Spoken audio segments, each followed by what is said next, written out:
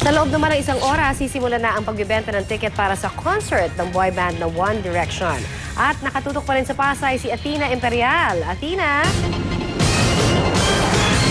Yes, Connie, good morning. Patuloy pa rin ang pagdagsa nitong mga fans ng One Direction dito sa SM Mall of Asia dahil ngayong araw nga pwedeng bumili ng ticket para sa gaganaping concert nila sa 2015. Yung ipinakita nating mga tao kanina na dito na nagpalipas ng magdamag, nandun po yon sa kabilang bahagi nitong building. Sila yung may mga dalang unan, kumot at banig. At ngayon dahil nga dumami na itong mga tao, nandito na po tayo ngayon yung huling bahagi nitong pila sa mismong tapat nitong mall.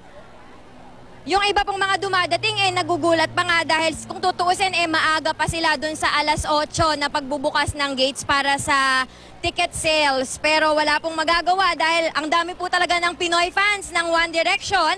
At payo po natin sa mga pupunta pa dito, magbaon po kayo ng tubig, ng pamaypay. Ito po nakita natin yung ibang mga tao talagang may dala pang mga payong dahil sobrang init nga.